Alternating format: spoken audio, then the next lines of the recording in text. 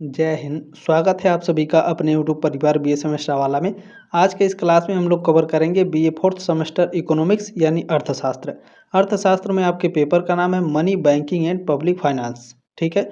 आज के इस क्लास में क्या है सर, तो ये इस क्लास में आपको प्रीवियस ईयर का क्वेश्चन पेपर मिलेगा 2024-25 शास्त्र का।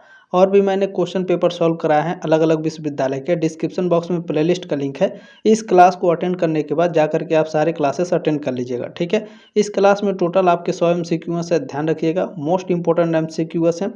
और ये जो क्वेश्चन पेपर है ये राजा महेंद्र प्रताप सिंह विश्वविद्यालय का क्वेश्चन पेपर है, क्योंकि कुछ बच्चे पूछते हैं कि गुरुजी ये किस यूनिवर्सिटी का क्वेश्चन पेपर रहेगा।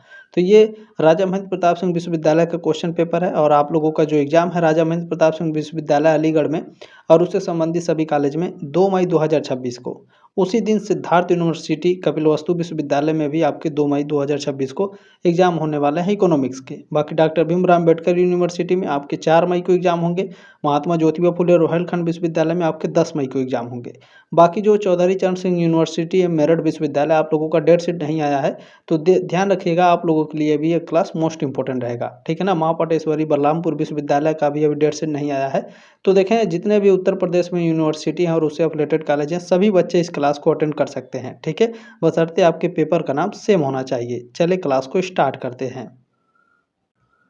कुछ बच्चों के यहाँ पर क्वेश्चन रहते हैं कि सर क्या मैं अलग अलग विश्वविद्यालय से हूँ, जैसे डॉक्टर भीमराव अम्बेडकर यूनिवर्सिटी से हूँ तो राजा महेंद्र प्रताप सिंह विश्वविद्यालय का क्वेश्चन पेपर है तो क्या देख सकता हूँ? बिल्कुल देख सकते हैं। देखें, कहने का मतलब है जितने भी उत्तर प्रदेश में विश्वविद्यालय हैं और उससे जो अफिलेटेड कॉलेज हैं सभी विश्वविद्यालय में आपकी सेम किताब पढ़ाया जाता है। सभी जगह उत्तर प्रदेश में जितने भी विश्वविद्यालय हैं फोर्थ सेमेस्टर इकोनॉमिक्स के सभी जगह सेम किताब ही पढ़ाया जाता है, सेम सिलेबस है आपका, तो कुछ भी इसमें अलग नहीं है। ठीक है ना।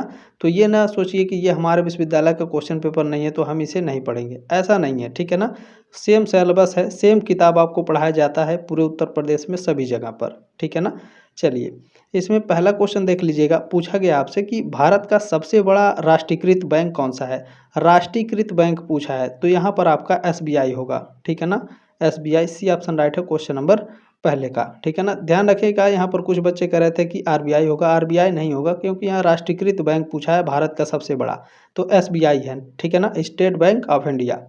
सी ऑप्शन राइट हो जाएगा क्वेश्चन नंबर पहले का। और देखिए, किसी भी क्वेश्चन में कोई डाउट है ना तो आप हमसे पूछ सकते हैं, इसमें चिंता करने की आपको कोई आवश्यकता नहीं है। आपको लगता है कि क्वेश्चन गलत है तो आप हमसे संपर्क करें। 7607574584 ये मेरा व्हाट्सअप नंबर है। ठीक है। इस पर आप मैसेज करें, क्वेश्चन का स्क्रीनशॉट लेकर और अपना डाउट क्लियर कर लें, क्योंकि डाउट सेशन का भी आपका एक भी पैसा नहीं लगता है। एग्जाम के बाद प्लीज़ आप सभी लोग अपना क्वेश्चन पेपर जरूर शेयर कर दीजिएगा। ठीक है।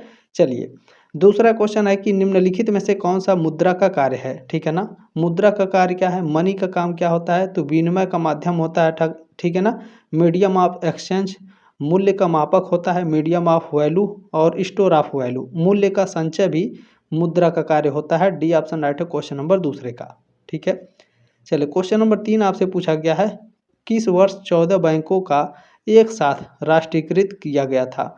तो देखें, 1969 में 14 बैंकों का राष्ट्रीयकरण किया गया था। सी ऑप्शन आपका राइट है। इसको लेकर के कई सारे क्वेश्चन आपके एग्जाम में पूछे जाते हैं।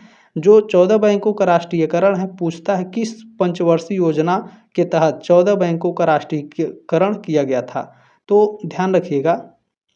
ठीक है। आपको ध्यान रखना बहुत ही इंपॉर्टेंट है, चौथी पंचवर्षीय योजना। ठीक है ना। चौथी पंचवर्षीय योजना के दौरान 14 बैंकों का राष्ट्रीयकरण किया गया था।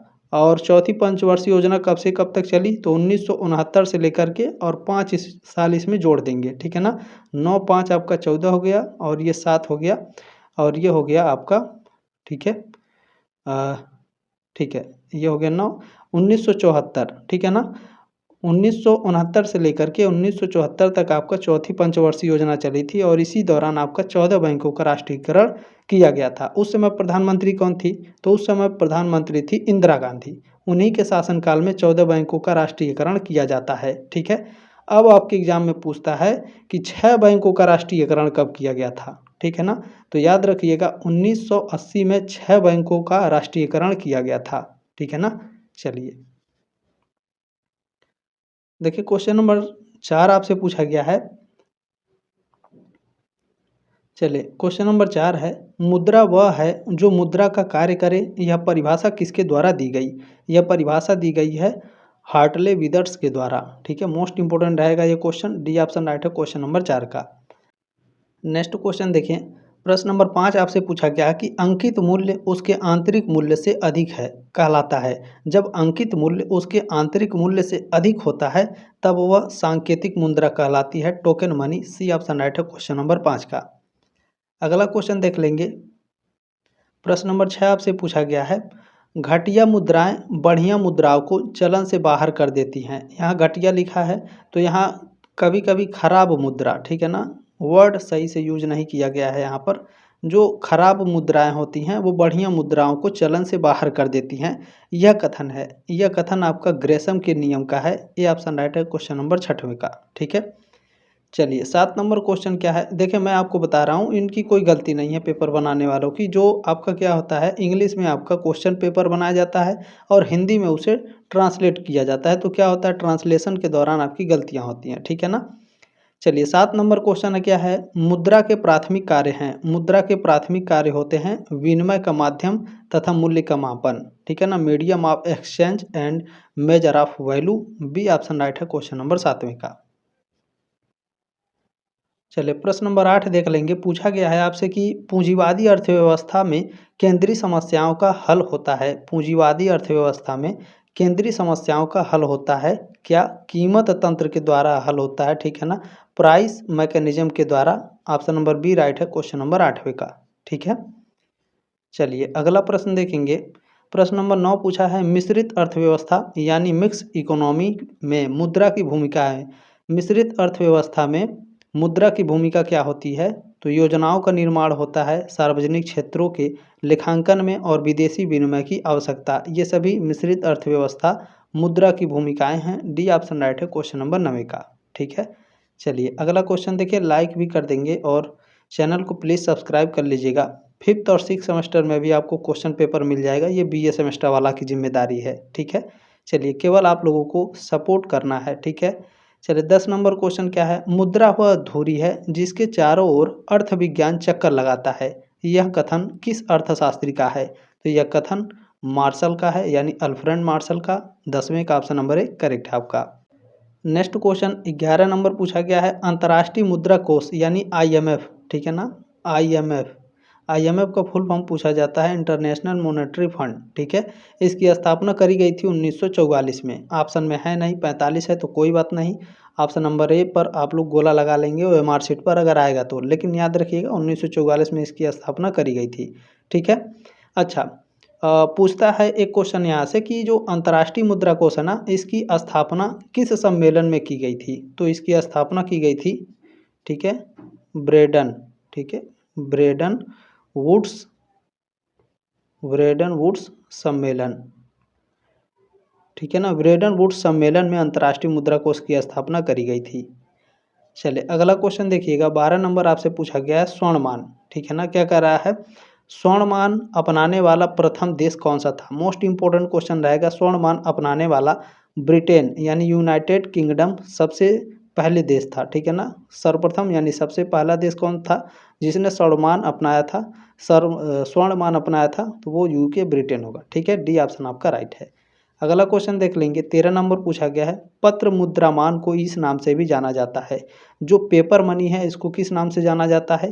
पेपर मनी को प्रबंधित मान के रूप में जाना जाता है। ठीक है ना, मैनेज स्टैंडर्ड के रूप में, प्रादिष्ट मान के रूप में भी जाना जाता है और इसे विनिमय मान के रूप में भी जाना जाता है। ठीक है ना, करेंसी एक्सचेंज स्टैंडर्ड के रूप में भी जाना जाता है। तो डी ऑप्शन राइट है क्वेश्चन नंबर 13 का। प्रश्न नंबर 14 आपसे पूछा गया है कि कौन सी धारणा बैंकिंग व्यवस्था से संबंधित नहीं है?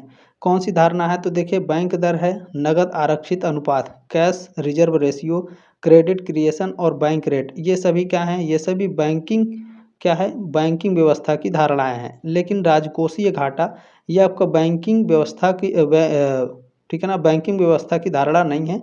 बी ऑप्शन राइट है क्वेश्चन नंबर 14 का। राजकोषीय घाटा क्या है? यह सरकारी वित्त यानी गवर्नमेंट फाइनेंस से संबंधित है, सीधे बैंक संचालन से संबंधित नहीं है। ठीक है, जो राजकोषीय घाटा है यह दर्शाता है कि सरकार का कुल व्यय उसकी कुल आय से कितना अधिक है। ठीक है, बी ऑप्शन आपका करेक्ट हो जाएगा। अगला प्रश्न देख लेंगे। चले, प्रश्न नंबर 15 आपसे पूछा गया है कि वर्तमान में भारत में कितने भुगतान बैंक कार्यरत हैं। वर्तमान में भारत में 6 भुगतान बैंक हैं। ठीक है, यहाँ पर पूछा गया है पेमेंट बैंक। पेमेंट बैंक कितने हैं? 6 पेमेंट बैंक हैं। कौन कौन से हैं?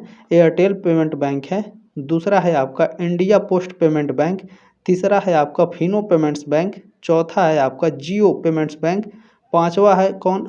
एनएसडीएल पेमेंट बैंक, और छठवां है आपका पेटीएम पेमेंट्स बैंक। ठीक है ना, ये 6 प्रकार के आपका बैंक जो है पेमेंट बैंक अभी वर्तमान में काम कर रहे हैं इंडिया में। ठीक है, चलिए नेक्स्ट क्वेश्चन यहाँ पर पूछा गया है फिशर के समीकरण को निम्न प्रकार लिखा जाता है। फिशर के समीकरण को क्या लिखा जाता है? एम बी इक्वल टू, ठीक है ना, एम बी इक्वल टू क्या लिखा जाता है? M B equal to P T. ठीक है ना, ये फिशर का समीकरण है। ठीक है, तो यहाँ सी में दिया है जो एम डॉट वी डॉट लिखा है ये भी आपका लिखा जा सकता है। यहाँ जो एम डॉट होता है ना, ये साख की मुद्रा साख की मुद्रा का मात्रा होता है। जैसे बैंक का ड्राफ्ट होता है और जो बैंक का चेक होता है इसमें एम डॉट में आते हैं। और जो वी डॉट है ये साख की मुद्रा का चालन वेग होता है। ठीक है ना, वेलोसिटी ऑफ कैलकुलेशन इसे बोलते हैं। ठीक है, तो ये बिल्कुल इक्वेशन इस प्रकार भी लिखा जा सकता है। सी ऑप्शन राइट है। और फिशर का जो समीकरण है वो इस तरीके से भी लिखा जाता है, M B equal to P T. ठीक है, चलिए क्वेश्चन नंबर 17 देखेंगे। पूछा गया है किन्स ने अपने मौलिक समीकरण का प्रतिपादन किस पुस्तक में किया है? ए ट्रीटाइज ऑन मनी में किया है। बी ऑप्शन आपका राइट है। ठीक है ना, और ये जो पुस्तक है ये पुस्तक इनकी प्रकाशित कब हुई थी? आपके एग्जाम में कई बार पूछा जाता है, तो 1930 में प्रकाशित हुई थी। ठीक है, चलिए बी ऑप्शन राइट हो जाएगा क्वेश्चन नंबर 17 का। क्वेश्चन नंबर 18 देखेंगे। शक्तिशाली मुद्रा का घटक है। शक्तिशाली मुद्रा का घटक कौन सा है? H equal to C plus R plus O D. यहाँ एच क्या है, सी क्या है, आर क्या है और ओ डी क्या है, ये आपके दिमाग में चल रहा होगा।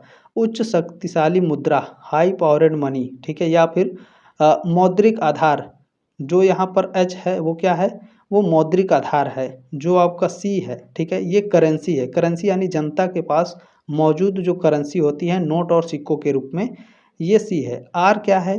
तो आर आपका रिजर्व है, यानी वाणिज्यिक बैंकों के पास मौजूद नगद आरक्षित यानी वाल्ड कैश या फिर जो आरबीआई के पास जमा होता है। ओडी क्या है आपका?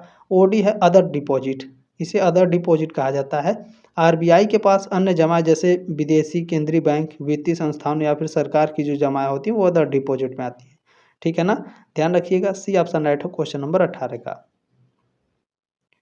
क्वेश्चन नंबर 19 आपसे पूछा है निम्नलिखित में से कौन सा मुद्रा आपूर्ति में वृद्धि करता है? मुद्रा आपूर्ति में वृद्धि कौन करता है?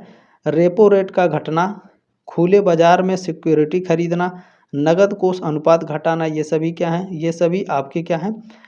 ये मुद्रा आपूर्ति में वृद्धि करते हैं। ठीक है ना, डी ऑप्शन आपका राइट हो जाएगा क्वेश्चन नंबर 19 का। क्वेश्चन नंबर 20 आपसे पूछा गया है भारत में कौन सी संस्था मुद्रा की पूर्ति को नियंत्रित करता है? बहुत इंपॉर्टेंट क्वेश्चन रहेगा ये, तो ध्यान रखेंगे। भारत में जो भारतीय रिजर्व बैंक है, ठीक है ना, रिजर्व बैंक ऑफ इंडिया है, ये क्या करता है? ये मुद्रा की पूर्ति को नियंत्रित करता है। ऑप्शन नंबर सी करेक्ट है क्वेश्चन नंबर 20 का। अगला क्वेश्चन भी इंपॉर्टेंट रहेगा। देखें यहाँ पर पूछा गया है मुद्रा गुणक एम का मूल्य होता है, तो M equal to H M upon H. ठीक है, पहला ऑप्शन आपका बिल्कुल करेक्ट है। देखें मुद्रा गुणक मल्टीपल मनी मल्टीप्लायर एम हो गया है आपका। ठीक है, और जो यहाँ एच है, ठीक है ना, जो यहाँ एच है वो क्या है? ये आपका होता है हाई पावरेड मनी। ठीक है, और जो एम है ये आपका मनी सप्लाई होता है। ठीक है ना, तो M equal to M upon H, ध्यान रखिएगा। अगला क्वेश्चन है 22 नंबर पूछा गया है रेपो रेट बढ़ने पर मुद्रा पूर्ति पर क्या प्रभाव पड़ता है? जब रेपो रेट बढ़ता है तो मुद्रा पूर्ति आपकी घटती है। बी ऑप्शन राइट है क्वेश्चन नंबर 22 का। क्वेश्चन नंबर 23 देखेंगे। ठीक है, 22 का ऑप्शन नंबर बी करेक्ट है। क्वेश्चन नंबर 23 देख लेंगे। हाँ चले, नेक्स्ट क्वेश्चन देखें। 23 नंबर है किस प्रकार का बैंक जमा उच्चतर ब्याज दर प्रदान करता है? चालू खाता नहीं। देखें, करंट अकाउंट और सेविंग अकाउंट ये आपको ज़्यादा ब्याज नहीं देते हैं। अगर आप फिक्स डिपॉजिट करते हैं, ठीक है ना, तो आपको ज़्यादा यानी सावधि जमा करेंगे तो आपका ज़्यादा ब्याज मिलेगा। ठीक है, सी ऑप्शन राइट है क्वेश्चन नंबर 23 का। अगला क्वेश्चन है 24 नंबर, निम्नलिखित में से कौन सा नियम बैंकों पर लागू नहीं होता? तो बैंकों पर भारतीय रिजर्व बैंक का कार्य लागू नहीं होता है। ठीक है, 24 का बिल्कुल ठीक है, ये लागू नहीं होता है। दूसरा क्या है, बैंकिंग विनिमय अधिनियम भी लागू नहीं होता है। और आपका यहाँ पर कंपनी एक्ट भी आपका लागू नहीं होता है। तो डी ऑप्शन राइट हो जाएगा क्वेश्चन नंबर 24 का। क्वेश्चन नंबर 25 आपसे पूछा गया है, बैंक का प्राथमिक कार्य क्या है? बैंक का प्राथमिक कार्य होता है जमा स्वीकार करना। ठीक है ना, एक्सेप्टिंग डिपॉजिट, ये ऑप्शन आपका राइट है। क्वेश्चन नंबर 26 पूछा गया है, भारत का सबसे नया वाणिज्यिक बैंक है। ठीक है ना, वाणिज्यिक बैंक यानी कमर्शियल बैंक। सबसे नया बैंक कौन सा है? तो IDFC फर्स्ट बैंक, ये सबसे नया बैंक है। डी ऑप्शन राइट है क्वेश्चन नंबर 26 का। अब आपके दिमाग में चलेगा IDFC जो आपका न्यू कमर्शियल बैंक है, तो इसकी स्थापना कब करी गई थी? 1 अक्टूबर को करी गई थी। ठीक है ना, 1 अक्टूबर 2015 को IDFC फर्स्ट बैंक की स्थापना करी गई थी। ठीक है ना, शुरू किया गया था, एक तरीके से ऐसे भी कह सकते हैं। चलिए, क्वेश्चन नंबर 27 आपसे पूछा गया है, कुल जमाओं का वह अनुपात, यानी जो कुल जमा आप कर रहे हैं, पैसा हो गया या फिर किसी भी प्रकार का, तो कुल जमाओं का वह अनुपात जो वाणिज्यिक बैंक यानी कमर्शियल बैंक भारतीय रिजर्व बैंक के पास रखता है तो कहलाता है। तो यह आपका नगद कोष अनुपात कहलाता है, कैश रिजर्व रेशियो। ये ऑप्शन आपका राइट है। अगला क्वेश्चन है 28 नंबर। देखिए, पूछा गया है, निम्न में से कौन सा वाणिज्यिक बैंकों का कार्य नहीं है? वाणिज्यिक बैंक क्या नहीं करते हैं? तो नोट नहीं जारी करते हैं। ठीक है ना, इसमें सी ऑप्शन आपका करेक्ट हो जाएगा। पूछता है, वाणिज्यिक बैंक जो कमर्शियल बैंक है ये करते क्या हैं? तो ऋण देते हैं, यानी आपको लोन देते हैं, जमा स्वीकार करते हैं और विनिमय पत्रों का भुनाना ये भी करते हैं। ठीक है ना, discounting of bill of exchange, इसमें नोट जारी नहीं करते हैं, ध्यान रखिएगा। चलें, क्वेश्चन नंबर 29 आपसे क्या पूछा गया है, रिजर्व बैंक ऑफ इंडिया का राष्ट्रीयकरण किस वर्ष हुआ? तो इसका राष्ट्रीयकरण 1949 में हुआ था, रिजर्व बैंक ऑफ इंडिया का। डी ऑप्शन आपका राइट है। ठीक है, नेक्स्ट क्वेश्चन देखेंगे। प्रश्न नंबर 30 आपसे क्या पूछा गया है?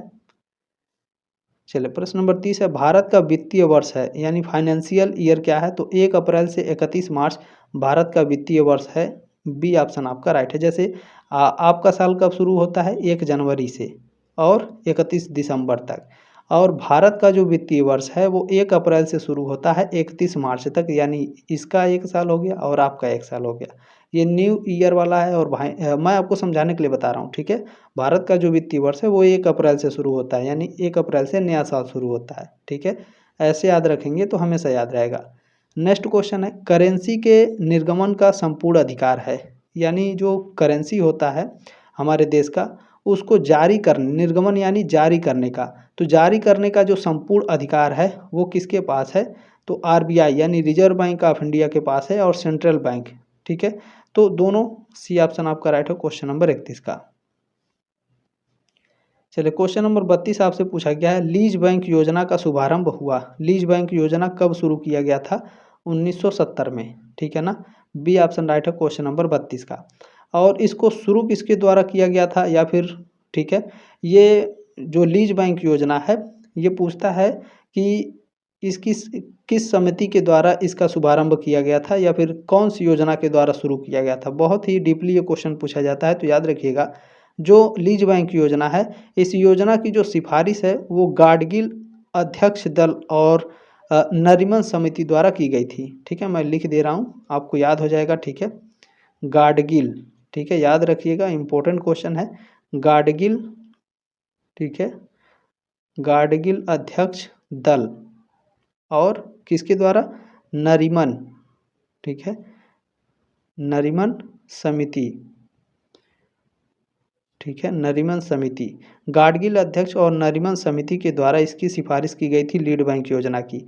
इसका जो शुभारंभ है वो दिसंबर 1969 में होता है, लेकिन इस योजना को 1970 में पेश किया गया था, लेकिन पूर्ण रूप से 1970 में इसे लागू किया गया था, ये भी आपको याद रखना है। ठीक है, चलिए इसमें नेक्स्ट क्वेश्चन देखेंगे हम लोग। क्वेश्चन नंबर 33 आपसे पूछा गया है कि वर्तमान में भारत में कितने सार्वजनिक क्षेत्र के वाणिज्यिक बैंक हैं, यानी पब्लिक सेक्टर के कमर्शियल बैंक कितने हैं अभी भारत में प्रेजेंट टाइम में? 12 हैं। ये ऑप्शन राइट है क्वेश्चन नंबर 33 का। अगला क्वेश्चन है 34 नंबर, बैंकिंग लोकपाल योजना की शुरुआत की गई थी, कब करी गई थी? तो 1995 में बैंकिंग लोकपाल योजना की शुरुआत की गई थी। किसने की थी इसकी शुरुआत? तो रिजर्व बैंक ऑफ इंडिया ने की थी, यानी आरबीआई ने। ठीक है ना। चलिए नेक्स्ट क्वेश्चन है 35 नंबर, पूछा गया है कि वर्तमान में भारत में विदेशी बैंकों की संख्या कितनी है? भारत में विदेशी बैंकों की संख्या कितनी है? 44। ठीक है, 44 से 46 है, ये भी याद रखिएगा ना। ठीक है, 44 से लेकर के 46 तक है, 44 दिया है तो ये ऑप्शन आपका राइट हो जाएगा। क्वेश्चन नंबर अभी 36 आपसे पूछा गया है कि भारत में मुद्रा की मात्रा किसके द्वारा नियंत्रित की जाती है? तो भारतीय रिजर्व बैंक के द्वारा की जाती है। रिजर्व बैंक ऑफ इंडिया के द्वारा भारतीय मुद्रा को, ठीक है, भारतीय जो मुद्रा है इसे नियंत्रित की जाती है। डी ऑप्शन आपका राइट है। चलिए क्वेश्चन नंबर 37 है, भारत का केंद्रीय बैंक है। भारत का केंद्रीय बैंक कौन सा है? Reserve bank of India. भारतीय रिजर्व बैंक आपका भारत का केंद्रीय बैंक है, ये ऑप्शन आपका राइट हो जाएगा। ठीक है ना, यानी आरबीआई। नेक्स्ट क्वेश्चन 38 नंबर पूछा है, प्रत्येक देश का कौन सा बैंक कागजी मुद्रा का निर्गमन करता है? तो जो केंद्रीय बैंक होता है, सेंट्रल बैंक होता है, ठीक है ना, किसी भी देश का ये कागजी मुद्रा निर्गमन करता है, यानी जारी करता है। डी ऑप्शन आपका राइट है। अगला क्वेश्चन 39 नंबर पूछा गया है, निम्न में से कौन सा केंद्रीय बैंक का कार्य नहीं है? केंद्रीय बैंक का कार्य नहीं है, देखें, वाणिज्यिक बैंक को ऋण देना। जो कमर्शियल बैंक होते हैं इनको लोन देता है सेंट्रल बैंक, ये बिल्कुल करेक्ट है। जनता के लिए बैंकिंग सुविधाएं नहीं देता है सेंट्रल बैंक, ठीक है, सरकार को वित्तीय सेवा देता है सेंट्रल बैंक और सरकार को लोन भी देता है सेंट्रल बैंक, ठीक है, लेकिन जनता के लिए बैंकिंग सुविधाएं नहीं देता है। बी ऑप्शन आपका करेक्ट है। अगला क्वेश्चन है, भारत की बैंकिंग और मौद्रिक प्रणाली का प्रभार किस बैंक के पास है? तो यह भारतीय रिजर्व बैंक के पास है, reserve bank of India. D option आपका राइट है। अगला क्वेश्चन पूछा गया है, रिजर्व बैंक में नोट निर्गमन, यानी रिजर्व बैंक में नोट को जारी करने की प्रणाली है, कौन सी प्रणाली है?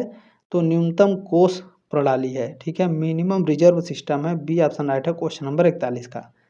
अगला क्वेश्चन देखेंगे 42 नंबर, क्वेश्चन नंबर 42 पूछा है, रिजर्व बैंक ने कार्य आरंभ किया, कब से आरंभ किया था कार्य? तो 1 अप्रैल 1935 से रिजर्व बैंक ने अपना कार्य आरंभ किया। ए ऑप्शन आपका राइट है। अगला क्वेश्चन 43 नंबर पूछा गया है, 500 रुपये के नोट पर हस्ताक्षर होते हैं, किसके हस्ताक्षर होते हैं? तो रिजर्व बैंक के गवर्नर के हस्ताक्षर होते हैं, आरबीआई गवर्नर। सी ऑप्शन आपका राइट है। अगला क्वेश्चन 44 नंबर है, रिजर्व बैंक की स्थापना के समय बैंक दर क्या थी? तो उस समय जो बैंक दर है वो 3% थी। ए ऑप्शन आपका राइट है। अगला क्वेश्चन देखिए, जो 45 और 46 नंबर क्वेश्चन है इसे आप लोग एक बार इंटरनेट पर चेक कर लीजिएगा, क्योंकि ये क्वेश्चन आपका चेंज हो चुका होगा। वर्तमान में जो बैंक दर है वो क्या है? तो इंटरनेट पर मिल जाएगा, ठीक है, क्योंकि ये हर साल चेंज होते रहते हैं। 2025 में कुछ और था, 2026 में कुछ और होगा। वर्तमान में भारत में वर्तमान CRR है, यानी कैश रिजर्व रेशियो क्या है, कितना प्रतिशत है, तो ये भी चेंज हो गया होगा, एक बार आप लोग चेक कर लीजिएगा, ठीक है। चलिए नेक्स्ट क्वेश्चन क्या है, किसान विकास पत्र जारी किया जाता है द्वारा, किसके द्वारा जारी किया जाता है? डाक विभाग, पोस्ट ऑफिस के द्वारा किसान विकास पत्र जारी किया जाता है। बी ऑप्शन आपका राइट है। क्वेश्चन नंबर 48 है कि राष्ट्रीयकरण से पूर्व, यानी राष्ट्रीयकरण करने से पहले भारतीय स्टेट बैंक को जाना जाता था, किस नाम से जाना जाता था? तो इसे इंपीरियल बैंक ऑफ इंडिया के रूप में जाना जाता था, ठीक है ना, भारतीय रिजर्व बैंक, यानी जो भारतीय स्टेट बैंक है इसको पहले इंपीरियल बैंक ऑफ इंडिया के नाम से जाना जाता था। अगला क्वेश्चन है 49 नंबर, मुद्रा के परिमाण सिद्धांत के अनुसार मुद्रा का मूल्य निर्भर करता है किस पर? चलन के मुद्रा की मात्रा पर निर्भर करता है। ये ऑप्शन आपका राइट है। अगला क्वेश्चन 50 नंबर आपसे पूछा गया है, साख नियंत्रण की विधि है, साख नियंत्रण की विधि क्या है? बैंक दर, यानी जो बैंक का रेट है, ओपन मार्केट ऑपरेशन, यानी खुले बाजार की क्रियाएं, परिवर्तनशील कोषानुपात, ये सभी क्या है? साख नियंत्रण की विधि है। डी ऑप्शन आपका राइट है। क्वेश्चन नंबर 51 है, देखिए, राजस्व का क्षेत्र शामिल है, राजस्व का क्षेत्र आपका सार्वजनिक राजस्व, सार्वजनिक ऋण और सार्वजनिक व्यय, इन तीनों में आपके राजस्व का क्षेत्र शामिल होता है। डी ऑप्शन आपका राइट है, ठीक है ना। Scope of public finance include, तो ये सारी चीज़ें। अगला क्वेश्चन देख लेंगे, 52 नंबर पूछा गया है, अर्ध विकसित देशों में राजस्व का प्रमुख उद्देश्य होता है, क्या होता है? तो पूंजी निर्माण को प्रोत्साहित करना, राष्ट्रीय आय में वृद्धि करना, मुद्रास्फीति को रोकना, ये सभी डी ऑप्शन आपका राइट है। अगला क्वेश्चन है 53 नंबर कि सार्वजनिक वस्तुओं की आपूर्ति होती है, सार्वजनिक वस्तुओं की जो आपूर्ति है वो गवर्नमेंट के जो बजट होता है इसके द्वारा किया जाता है, ठीक है ना, सरकारी बजट के द्वारा सार्वजनिक वस्तुओं की आपूर्ति होती है, बी ऑप्शन आपका राइट है। अगला क्वेश्चन पूछा गया है, राजस्व का आधुनिक दृष्टिकोण निम्न में से किस पर आधारित है? राजस्व का जो आधुनिक दृष्टिकोण है यह आपका अधिकतम सामाजिक लाभ पर आधारित है, मैक्सिमम सोशल एडवांटेज पर, बी ऑप्शन आपका राइट है। अगला क्वेश्चन 55 नंबर पूछा गया है, निम्न में से कौन सा राजस्व के क्षेत्र में सम्मिलित नहीं है? राजस्व के क्षेत्र में यानी पब्लिक फाइनेंस में कौन आपका, ठीक है, इसमें से सम्मिलित नहीं है? तो देखें इसमें सार्वजनिक आय, सार्वजनिक व्यय और राजकोषीय नीति, ठीक है ना, तो ये आपके शामिल होते हैं, लेकिन इसमें जो मॉनेटरी पॉलिसी है, मौद्रिक नीति, ये आपका शामिल नहीं होता है, डी ऑप्शन राइट है क्वेश्चन नंबर 55 का।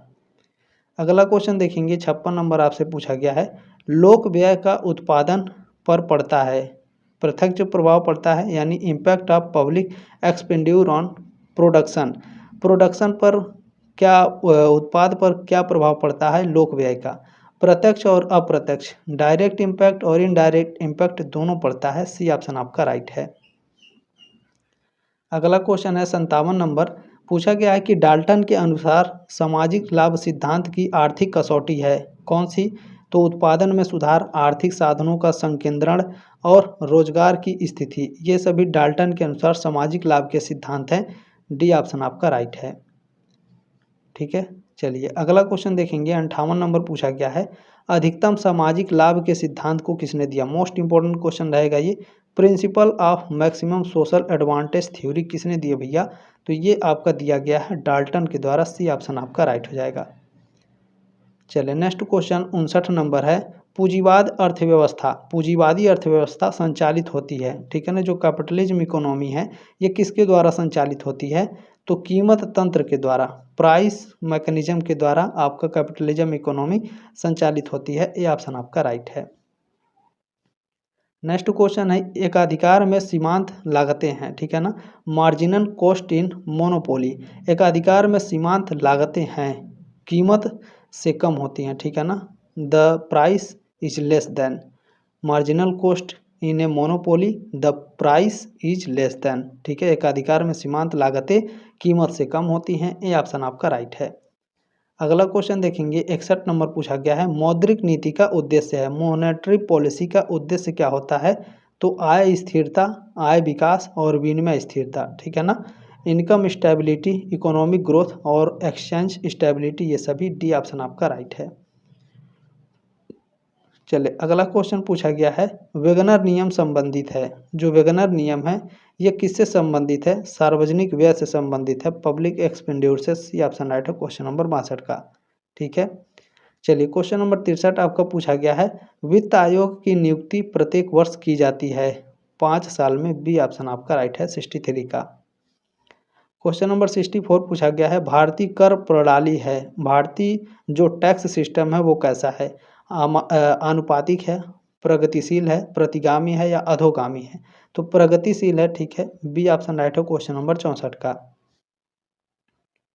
क्वेश्चन नंबर 65 है, निम्नलिखित में से कौन सा अप्रत्यक्ष कर है? इनडायरेक्ट टैक्स कौन सा है? तो जीएसटी आपका इनडायरेक्ट टैक्स है, ठीक है ना, वस्तु एवं सेवा कर क्या है? ये इनडायरेक्ट टैक्स, ठीक है ना, टैक्स है, अप्रत्यक्ष कर है, ये ऑप्शन राइट है 65 का। अब हो गया अप्रत्यक्ष कर, अब होगा प्रत्यक्ष कर यानी डायरेक्ट टैक्स, ठीक है ना, डायरेक्ट टैक्स कौन सा है? तो इसमें से जो आय कर है, ठीक है ना, इनकम टैक्स आपका क्या है? प्रत्यक्ष कर है यानी डायरेक्ट टैक्स है, सी ऑप्शन राइट है क्वेश्चन नंबर 66 का। चलिए क्वेश्चन नंबर 67 आपसे क्या पूछा गया है? कर दे योग्यता यानी टैक्स, ठीक है ना, यहाँ पर देख लेंगे, गिव्स द एबिलिटी टू पे प्रिंसिपल, कर दे योग्यता का सिद्धांत किस अर्थशास्त्री ने दिया है? मोस्ट इंपॉर्टेंट क्वेश्चन रहेगा, एडम स्मिथ के द्वारा दिया गया है, ये ऑप्शन आपका राइट है। क्वेश्चन नंबर 68 है कि सरकार की गैर कर आय का मुख्य स्रोत क्या है? यानी नॉन टैक्स रेवेन्यू का नॉन टैक्स रेवेन्यू का मुख्य स्रोत क्या है सरकार का? अर्थदंड है, फीस है और लाइसेंस है। इन सभी के द्वारा नॉन टैक्स रेवेन्यू सरकार के पास जाता है। डी ऑप्शन राइट है क्वेश्चन नंबर 68 का। ठीक है ना, क्लियर हो गया। सरकार की गैर कर आय का मुख्य स्रोत क्या है? उपरोक्त सभी, लाइसेंस, फीस और अर्थदंड। ठीक है। क्वेश्चन नंबर 69 देखें क्या पूछा गया है। पूछा गया आपसे कि निम्न में से किन करों को, यानी निम्न में से कौन से ऐसे टैक्स हैं जो दूसरों पर विवर्तित नहीं किया जा सकता, यानी दूसरों पर ट्रांसफर नहीं किया जा सकता है? तो निगम कर, कॉर्पोरेट टैक्स, बी ऑप्शन आपका राइट है। ठीक है ना, विवर्तित नहीं किया जा सकता। ठीक है, शिफ्ट नहीं किया जा सकता है, शिफ्ट टू अदर्स। ठीक है, चलिए नेक्स्ट क्वेश्चन है 70 नंबर पूछा गया है। निम्नलिखित में से कौन सा कर यानी कौन सा टैक्स है जो केवल राज्य सरकार द्वारा लगाया जाता है? तो इसमें से जो आपका इंटरटेनमेंट टैक्स है, जो मनोरंजन कर है, ये केवल राज्य के द्वारा लगाया जाता है। ये ऑप्शन आपका राइट है। अगला क्वेश्चन है 71 नंबर। भारतीय रिजर्व बैंक ने दृष्टिबाधित व्यक्तियों के लिए एक ऐसा प्रारंभ, ठीक है ना, एक सॉरी यहाँ पर पहले मैं बता देता हूँ। देखिए, जो मनोरंजन कर है वो केवल राज्य सरकार द्वारा लगा। जैसे मान लीजिए कोई मूवी थिएटर में लगती है, तो कभी कभी कोई राज्य के जो मुख्यमंत्री होते हैं वो कहते हैं कि ये मूवी मेरे राज्य में बिल्कुल टैक्स फ्री होगी। ठीक है ना, तो मूवी क्या है, मनोरंजन का साधन है। तो जो मनोरंजन कर है वो कौन लगा रहा है? वो राज्य सरकार लगा रही है। ठीक है ना, चले, यानी स्टेट में जो गवर्नमेंट होती है। चले यहाँ पर देखेंगे क्वेश्चन नंबर 71 पूछा गया है। भारतीय रिजर्व बैंक ने दृष्टिबाधित व्यक्तियों यानी जो अंधे व्यक्ति हैं, इनके लिए एक ऐप प्रारंभ किया है ताकि वह करेंसी नोट को पहचान सके। तो वो ऐप का नाम है मनी। ठीक है, MANI। इसका फुल फॉर्म भी पूछा जाएगा, मोबाइल एडेड नोट आइडेंटिफायर। ठीक है, ध्यान रखिएगा। और इसकी शुरुआत भारतीय रिजर्व बैंक RBI ने जनवरी 2020 में, ठीक है ना, जनवरी 2020 में मनी मोबाइल ऐप लॉन्च किया था, याद रखिएगा। बहुत ही इंपॉर्टेंट रहेगा ये क्वेश्चन। अगला क्वेश्चन क्या है देखें। ये क्वेश्चन जो है आपके करंट अफेयर्स में भी पूछा जा सकता है आपके कॉम्पिटिटिव एग्जाम में।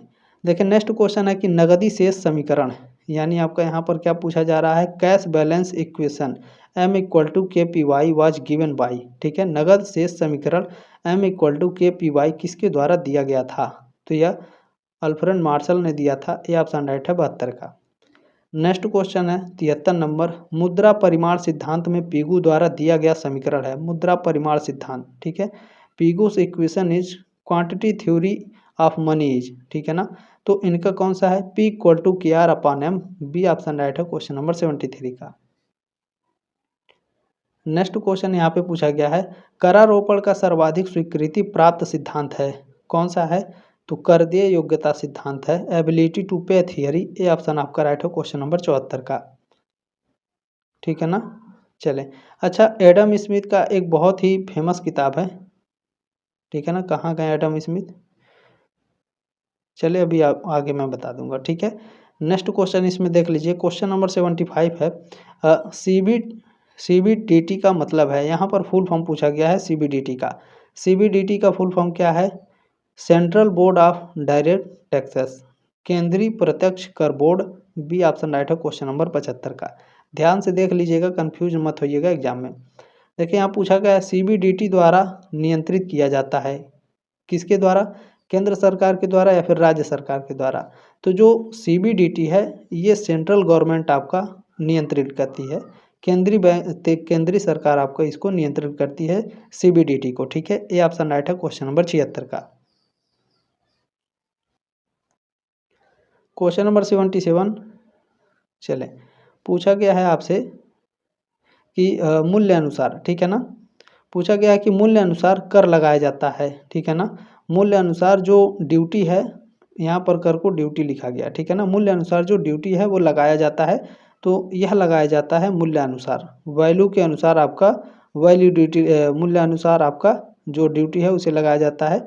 डी ऑप्शन आपका राइट है। ठीक है ना, मूल्य अनुसार कर लगाया जाता है, वैल्यू जितना होगा उसके हिसाब से। ठीक है, 77 का ऑप्शन नंबर डी करेक्ट है आपका। अगला क्वेश्चन है 78 नंबर। राजकोषीय नीति के घटक हैं, राजकोषीय नीति के घटक हैं आपके सार्वजनिक व्यय नीति, करारोपण नीति और घाटे की वित्त नीति। ये सभी डी ऑप्शन आपका राइट है। चलिए क्वेश्चन नंबर 79 पूछा गया है, विकासशील देशों में राजकोषीय नीति का उद्देश्य है। क्या उद्देश्य है? तो आर्थिक विकास, आर्थिक स्थिरता और संसाधनों की गतिशीलता। डी ऑप्शन राइट है 79 का। नेक्स्ट क्वेश्चन आपसे पूछा गया है, 19 जुलाई 1969 को भारत में कितने बैंकों का राष्ट्रीयकरण हुआ? मोस्ट इंपॉर्टेंट क्वेश्चन है। 14 बैंकों का। बी ऑप्शन आपका राइट है। अगला क्वेश्चन 81 नंबर आपसे पूछा गया है। देखिए पूछा है कि भारत में राष्ट्रीय समिति का गठन कब किया गया था? भारत में राष्ट्रीय समिति का गठन किया गया था 1938 में। सी ऑप्शन आपका राइट है। नेशनल कमेटी की स्थापना कब करी गई? 1938 में। अगला क्वेश्चन देखिए 82 नंबर क्वेश्चन है कि 1935 अधिनियम के आधार पर संविधान में की गई है। 1935 अधिनियम के आधार पर संविधान में क्या किया गया है? संघीय वित्त व्यवस्था किया गया है, ठीक है ना। फेडरल फिशल सिस्टम बनाया गया है। ए ऑप्शन राइट है क्वेश्चन नंबर 82 का। अगला क्वेश्चन है टीडीएस। टीडीएस आप लोग जानते हैं, टीडीएस का फुल फॉर्म क्या है? टीडीएस का फुल फॉर्म है आपका टैक्स, ठीक है ना, टैक्स डिडक्टेड एक्ट। सोर्स, स्रोत पर कर यानी टैक्स कटौती। सी ऑप्शन राइट है क्वेश्चन नंबर 83 का, ठीक है ना, स्रोत पर टैक्स कटौती। क्वेश्चन नंबर 84 आपसे क्या पूछा गया है? देखिए ठीक है, 84 नंबर क्वेश्चन है कि नवे वित्त आयोग की स्थापना हुई। नवे वित्त आयोग की स्थापना 1987 में हुई थी। बी ऑप्शन राइट है 84 का। अगला क्वेश्चन है 85 नंबर पूछा गया है, 15वें वित्त आयोग के अध्यक्ष हैं? तो एन.के. सिंह हैं। सी ऑप्शन आपका राइट है क्वेश्चन नंबर 85 का। क्वेश्चन नंबर 86 पूछा है, मंदी के समय सार्वजनिक व्यय को, जब मंदी होता है तो उस समय जो सार्वजनिक व्यय होती हैं, जो पब्लिक एक्सपेंडिचर होता है, इसे बढ़ाना चाहिए, ठीक है। बी ऑप्शन राइट है क्वेश्चन नंबर 86 का। क्वेश्चन नंबर 87 क्या है? देखिए पूछा गया है कि सार्वजनिक तथा निजी क्षेत्रों का सह अस्तित्व पाया जाता है। तो सह अस्तित्व यह मिश्रित अर्थव्यवस्था में पाया जाता है, मिक्स इकोनॉमी में। सी ऑप्शन आपका राइट है। अगला क्वेश्चन है 88 नंबर, केंद्रीय विक्रय कर अधिनियम पारित किया गया था, ठीक है ना, सेंट्रल सेल्स एक्ट टैक्स, ये कब पास किया गया था? इसको पास किया गया 1956 में, केंद्रीय कर अधिनियम, ठीक है। सी ऑप्शन राइट है 88 का। क्लियर हो गया। चलिए नेक्स्ट क्वेश्चन 89 नंबर आपसे पूछा गया है, लॉटरी से जीतने से टीडीएस की दर 30%, 33, 10 या तो ड्रीम 11 वगैरह जो जीतते थे उसमें 30% कटता था, तो वो लॉटरी ही एक तरीके से थी, तो उसमें ए ऑप्शन आपका राइट हो जाएगा 89 का, ठीक है। चलिए क्वेश्चन नंबर 90 है कि निम्नलिखित में से कौन सी आय कर योग्य नहीं है? तो इसमें जो आपका कर मुक्त वाणिज्यिक प्रतिभूतियां हैं, टैक्स फ्री कमर्शियल जो सिक्योरिटीज़ हैं, ये आपका कर, ठीक है ना, ये आय जो होती हैं ये टैक्स योग्य नहीं होती हैं। बी ऑप्शन आपका राइट है। क्वेश्चन नंबर 91 क्या आपसे पूछा गया है? देखें पूछा गया है US 80C में कटौती लागू नहीं है। कौन सा कटौती लागू नहीं है? कंपनी का, ठीक है। सी ऑप्शन राइट है क्वेश्चन नंबर 91 का। अगला क्वेश्चन देखेंगे क्वेश्चन नंबर 92, यहाँ CII का मतलब या नहीं, CII का फुल फॉर्म पूछा गया है। तो लागत मुद्रा स्फीति सूचकांक, ठीक है ना, कॉस्ट इन्फ्लेशन इंडेक्स। क्या पूछ रहा है? CII यानी कॉस्ट इन्फ्लेशन इंडेक्स, लागत मुद्रा स्फीति सूचकांक। डी ऑप्शन आपका राइट है। इंग्लिश में याद रखिएगा, सबसे ज़्यादा बेहतर रहेगा। नेक्स्ट क्वेश्चन है 93 नंबर, भारत में आयकर सर्वप्रथम लागू हुआ। भारत में जो आयकर है, ठीक है ना, जो आपका इनकम टैक्स है, वो भारत में कब लागू हुआ? 1860 में। ये ऑप्शन आपका राइट है। अगला क्वेश्चन है 94 नंबर, पूछा गया है निष्पादन बजट की अवधारणा का उदय किस सन में हुआ? निष्पादन बजट यानी आपका परफॉर्मेंस बजट की बात कर रहा है, ठीक है ना। तो निष्पादन बजट, ठीक है ना, concept of performance budget emerge, निष्पादन बजट की अवधारणा का उदय जो है कब हुआ था? 1949 में। डी ऑप्शन राइट है 94 का। अगला क्वेश्चन देख लेंगे 95 नंबर पूछा है, अंतिम बजट रूप में स्वीकृत माना जाता है। अंतिम बजट आपका लोकसभा में पास होने के बाद स्वीकार किया गया माना जाता है। ये ऑप्शन आपका राइट है। क्वेश्चन नंबर 96 आपसे पूछा गया है, शून्य पर आधारित बजट का सिद्धांत विकसित किया गया था किसके द्वारा? पीटर ए, ठीक है ना, पीहर के द्वारा, पीटर ए पीहर के द्वारा। ये ऑप्शन आपका राइट है। क्वेश्चन नंबर 97 आपसे पूछा है कि राजकोषीय नीति के अंतर्गत अतिरिक्त साधनों को प्राप्त किया जा सकता है। तो करारोपण के द्वारा, सार्वजनिक ऋण के द्वारा और घाटे की वित्त व्यवस्था के द्वारा। डी ऑप्शन आपका राइट है 97 का। चलिए क्वेश्चन नंबर 98 आपसे पूछा है विशिष्ट कर क्या है, ठीक है ना। स्पेसिफिक टैक्स क्या होता है, तो आकार के अनुसार लगाया गया जो टैक्स होता है वो विशिष्ट कर होता है। ये ऑप्शन आपका राइट है। क्वेश्चन नंबर इसमें 99 देखें पूछा गया है वर्तमान में भारत में निजी क्षेत्र के बैंकों की संख्या कितनी है। तो वर्तमान में अभी जो प्राइवेट सेक्टर के बैंक हैं वो इंडिया में कितने हैं, 21 हैं। सी ऑप्शन आपका राइट है। आपने जो प्यार और सपोर्ट दिया है इसके लिए आप सभी का तहे दिल से धन्यवाद। प्लीज़ अपना क्वेश्चन पेपर ज़रूर शेयर कर दीजिएगा, ये आपकी जिम्मेदारी है। और बीए सेमेस्टर वाला भी आपकी जिम्मेदारी लेता है, 5th और 6th सेमेस्टर में आपको इकोनॉमिक्स का क्वेश्चन पेपर प्रोवाइड कराएगा, ठीक है। चलिए पूछा गया है भारत के वर्तमान वित्त मंत्री कौन है, निर्मला सीतारमन है। सी ऑप्शन राइट है क्वेश्चन नंबर 100 का। बाकी क्लास कैसी लगी कमेंट के माध्यम से अपनी राय कमेंट बॉक्स में ज़रूर रखिएगा। जल्द मिलेंगे आपके नेक्स्ट क्लास में, तब तक के लिए जय हिंद, वंदे मातरम।